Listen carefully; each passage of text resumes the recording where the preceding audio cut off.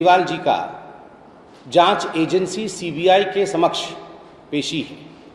स्वाभाविक रूप से भारत जैसे बड़े लोकतांत्रिक देश में कोई भी ऐसा व्यक्ति नहीं है जो अपने आप को कानून से ऊपर समझ सकता हो या जो कानून के लंबे हाथों से बच सकता हो। तो आज कानून की प्रक्रिया पूरी होगी। जहां तक जांच एजेंसियों का सवाल है, सीबीआई, ईडी इत्यादि, ये प्रोफेशनल बॉडीज होते हैं। ये भावनाओं के आधार पर काम नहीं करते हैं, ये तथ्यों के आधार पर काम करते हैं। ये काम करते हैं कि फैक्ट्स क्या हैं, they work on the basis of facts. और जहां तक दिल्ली एक्साइज पॉलिसी का सवाल है, जो शराब नीति अरविंद केजरीवाल जी और उनके कैबिनेट ने, मनीष सिसोदिया ने बनाया दिल्ली में, हमने देखा है कि ये शराब नीति एक भ्रष्ट तंत्र का अड्डा था। भ्रष्टाचार को किस प्रकार बढ़ावा दिया है ये जनता जानती है। अब स्वाभाविक है, जब एक होलिस्टिक अप्रोच के साथ, एक सर्वांगीण अप्रोच के साथ सीबीआई और जांच एजेंसी आगे बढ़ती है, तो सबसे पहला सवाल उठता है कि क्या केवल मनीष सिसोदिया ने ही ये एक्साइज पॉलिसी बनाया या इसके पीछे कुछ और लोगों का हाथ था। और स्वाभाविक रूप से ये प्रश्न उठता है और जांच एजेंसी जानने की कोशिश करती है कि हु इज और who rather was the kingpin of the Delhi excise liquor scam. जो दिल्ली एक्साइज स्कैम, जो शराब नीति बनाई गई और ये जो भ्रष्टाचार हुआ है, उसके पीछे सरगना कौन है, कौन इसके पीछे दिमाग लगाए हुए है, यह सीबीआई और जांच एजेंसीज इसके जड़ तक पहुंचने की कोशिश करती है। और बहुत कुछ तथ्य आज जनता के समक्ष पब्लिक डोमेन में मौजूद है।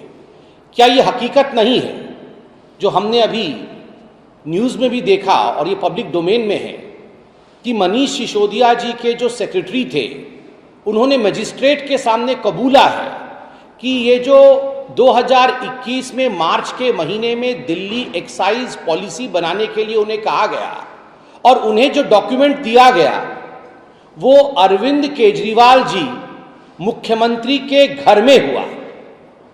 मुख्यमंत्री जी के घर पर मनीष सिसोदिया जी के सेक्रेटरी को ये सारे डॉक्यूमेंट दिए गए कि ये एक्साइज पॉलिसी है और इसे लागू कराना है।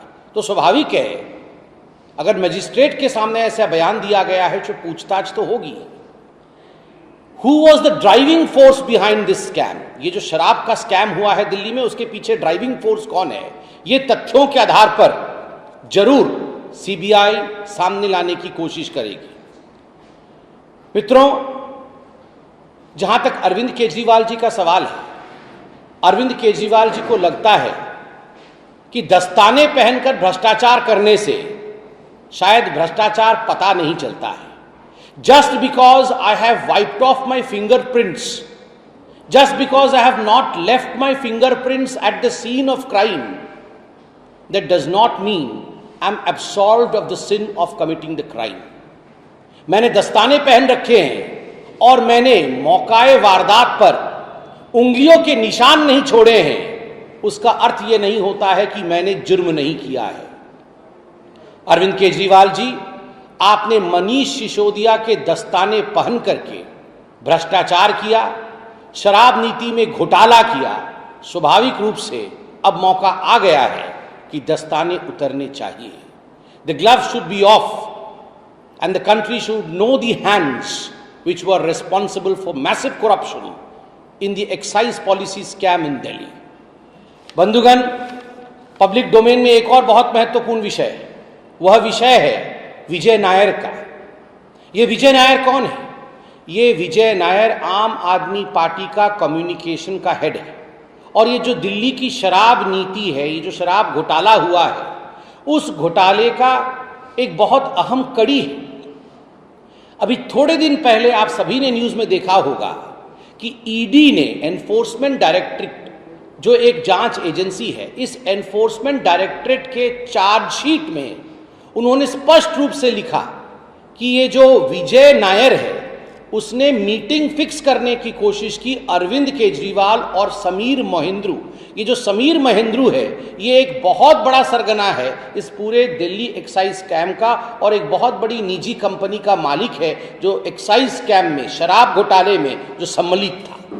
तो विजय नायर ने कोशिश की इन दोनों की मीटिंग हो, अरविंद केजरीवाल और समीर महेंद्रू की, मगर किसी कारणवश ये मीटिंग नहीं हो पाई और अंततोगत्वा फाइनली एक फेस टाइम के माध्यम से अरविंद केजरीवाल ने समीर महेंद्रू को ये एडवाइस दिया, उन्होंने ये डायरेक्शंस दिया कि आप चिंता मत करिए, ये जो विजय नायर है ये हमारा आदमी है, आप जो ये कहे उसी हिसाब से चलिए, काम ठीक हो जाएगा, काम ठीक हो जाएगा।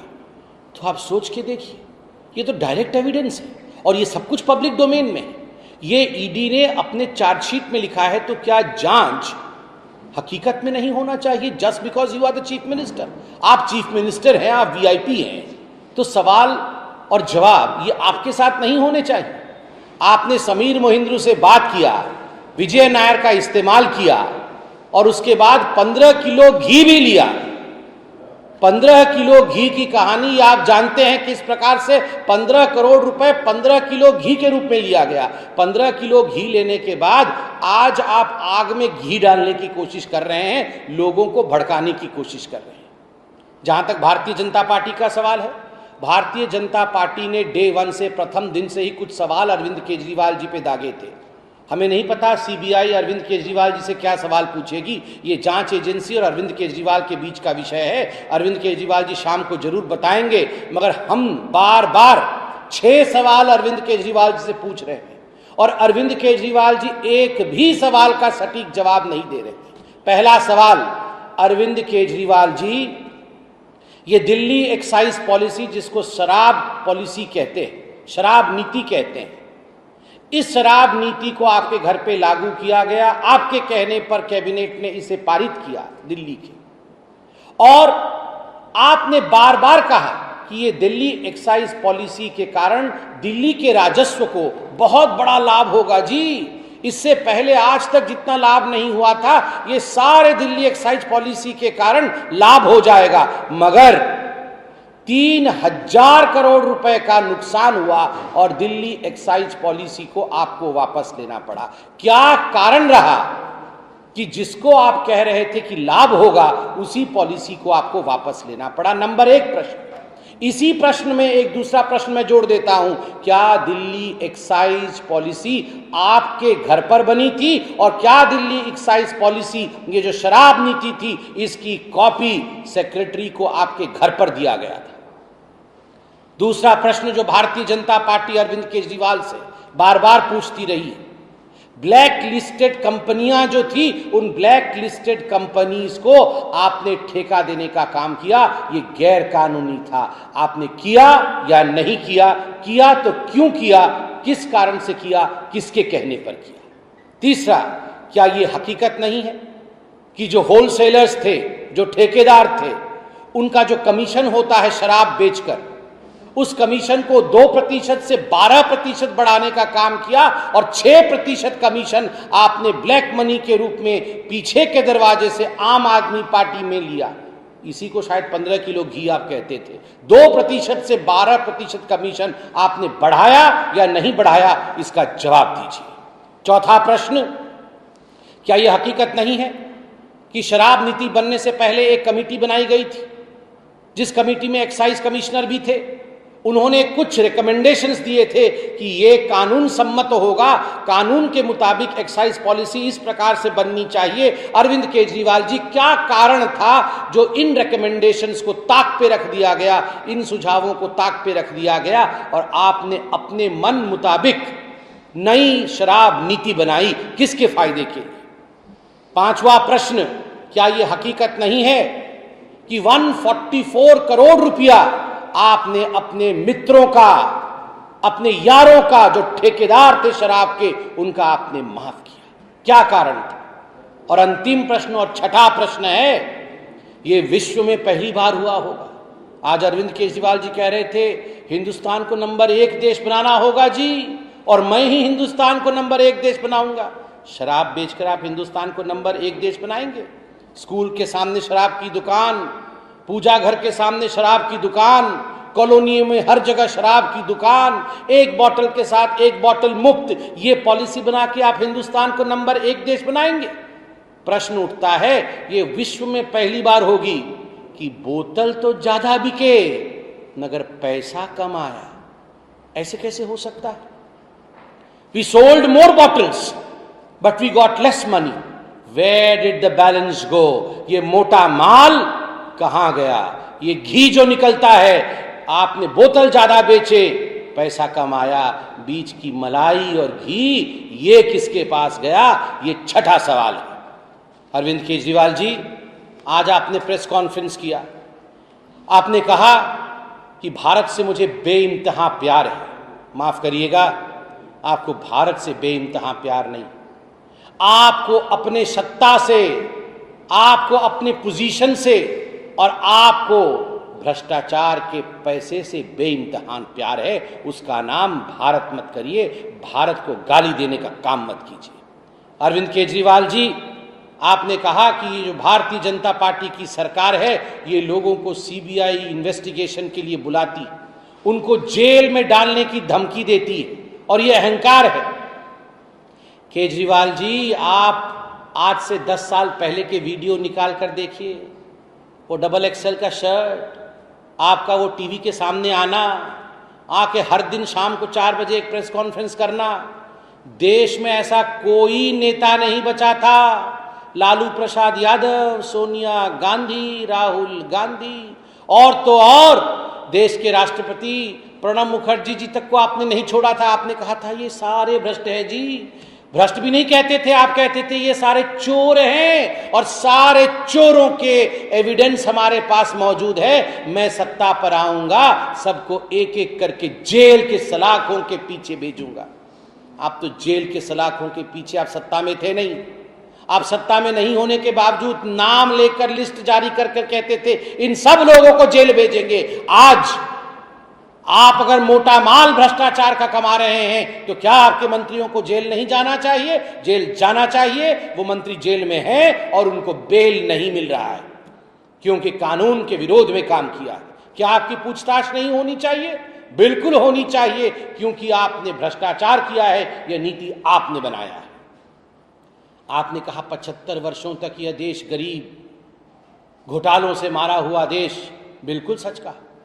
कांग्रेस के राज में यह देश भ्रष्टाचार का अड्डा बना हुआ था और आज कांग्रेस के अध्यक्ष मल्लिकार्जुन खड़गे ने आपको फोन करके सोनिया जी के समर्थन को जताया है कि चिंता मत करिए केजरीवाल जी, आपके पीछे सोनिया जी खड़ी हैं, आपके पीछे राहुल गांधी खड़े हैं, हम अरविंद केजरीवाल के लिए लड़ेंगे।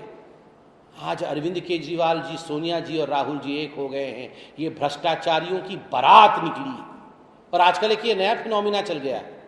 मतलब आप भ्रष्टाचार करेंगे, मोटा माल कमाएंगे, जांच एजेंसी आपको जांच के लिए बुलाएगी तो बैंड बाजा बारात लेके जाएंगे। जहां जहां उनके मुख्यमंत्री है सबको बुलाएंगे, जो जो मंत्री है उनको बोलेंगे तुम भी चलो, फिर हाथ वाथ हिला करके बाय बाय टाटा, बहुत बढ़िया, हमने बड़ा अच्छा काम किया, गाड़ी से निकल करके जश्न भ्रष्टाचार मनाएंगे। अभी थोड़ी देर में शुरू होने वाला है। वो अरविंद केजरीवाल जी भी कार से निकलकर हाथ वाथ हिलाकर जाने वाले हैं जश्न भ्रष्टाचार मनाते हुए। ये वही लोग हैं जो ऑटो में लटक लटक के आए थे शपथ लेने के लिए कि हमारे पास तो गाड़ी नहीं है जी। सिर्फ केजरीवाल जी के पास वो नीली गाड़ी थी, बाकी तो किसी के पास गाड़ी नहीं थी। सब ऑटो में आए थे, याद करिए, लटक लटक के, दो इधर लटके थे, दो उधर लटके थे। हमारे पास तो गाड़ी नहीं है जी, हमारे पास तो कुछ भी नहीं है जी। और आज देखिए चकाचौंध देखिए उनकी। ऐसे ये लोग हैं। बोल रहे थे केजरीवाल जी आज, भगवान मेरे साथ है। केजरीवाल जी, भगवान हमेशा भक्त के साथ होता है, भगवान कभी भ्रष्ट के साथ नहीं होता है। आप भक्त नहीं हैं, आप भ्रष्ट हैं, इसलिए भगवान आपके साथ नहीं है। आज हम आशा करते हैं कि आप सीबीआई को सच्चा सच्चा उत्तर देंगे। जो भ्रष्टाचार आपने किया है, कितना घी आपने लिया है, ये सब आप सीबीआई को बताएंगे और शाम तक प्रेस कॉन्फ्रेंस करके इसका उत्तर भी देंगे। बंधुगण, बहुत बहुत धन्यवाद।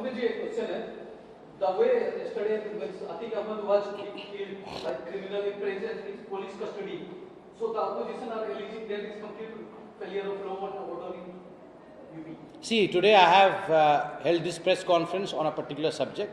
As far as Atiq Ahmed etc. is concerned, a commission has been constituted and it would not be fair on my part to in fact talk about this issue before the commission speaks. Thank you.